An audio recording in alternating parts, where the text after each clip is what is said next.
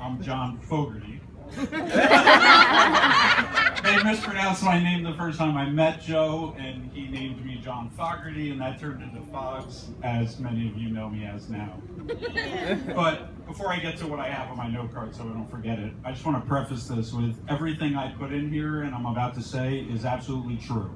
Joe will try to argue and say, no, that's not true, or he'll twist it and he'll stretch it, and he'll tell you a totally different story. It's all lies. I tell the truth. Right? Oh, and he'll say, oh, it was a good speech, but you should have said it this way, or it would have been funnier if you did it this way. Because that's what he likes to do. Nothing's ever good enough unless he thought of it. But I thought of this speech. Right? So, now for the actual speech. They say you never get a second chance to make a first impression. And while technically that's true, you're not stuck with those impressions. And that's something I'm really, really glad about. Because when I first met Joe, I hated him.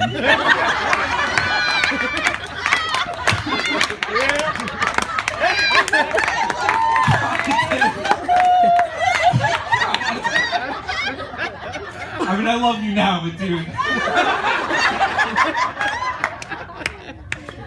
So it was my first day at a new job, and we were selling cell phones in the mall. And I meet Joe with this little cart, and he's wearing like the black polo shirt that you wear, and it's tucked into these like green cargo pants that barely reached his shoes. And his shoes were like these black like Skechers boots or something. And he was wearing white socks. We argue about it to this day, he was wearing white socks. And I looked at him and I was like, nobody in that outfit should be that confident. It doesn't compute. Like I said, he'll tell you the socks were black, but they were white. But that's Joe, that confidence. We all know it, we've seen it with everything. No matter the situation or what he's wearing, he's still confident. He carries himself with this air about him. And that's why he's got the job he's got, and that's why he can afford to have this beautiful wedding that we're at tonight. And another story about his confidence.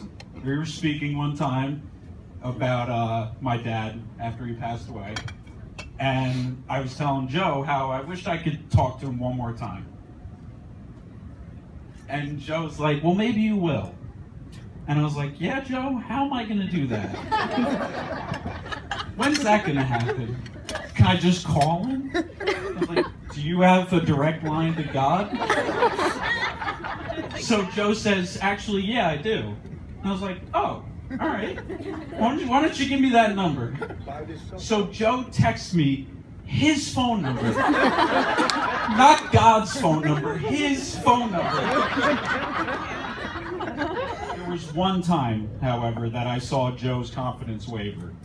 And it was right before his first date with Neesa. First time, and that's absolutely true.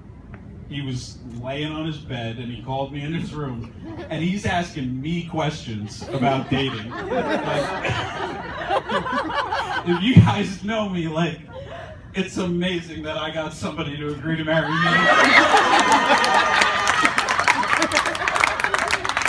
So thank you. You're welcome. But, you know, May I miss? if Joe's asking me for advice, you know he's desperate. He really wanted to impress Neesa. Like, where do I take her? If it's right, do I kiss her at the end? Like, he's asking these dumb questions and like Joe knows the answer to. So, because it was before his first date with Neesa, that's how I knew at that moment that things were going to be different with Neesa. That it was going to be unlike any relationship I'd ever seen Joe in before. And that's why I'm not at all surprised that we're here today to celebrate you. Joe, you've been my best friend for over 12 years, but you became the best version of yourself when you started dating Neesa. The three of us have spent countless weekends together, just hanging out, watching TV, movies, eating crap we should not be eating and paying for it later. But those weekends that we've spent together have been some of the best times of my life. So, add to that this day, being here with you guys, being asked to give this speech in front of you all. I couldn't be more honored, because I love you both more than anything. So thank you very much for having me here, and everybody else. And to you, I hope you have the longest and happiest marriage. And I'm truly grateful to be a part of it. Yeah. Cheers to happy couple.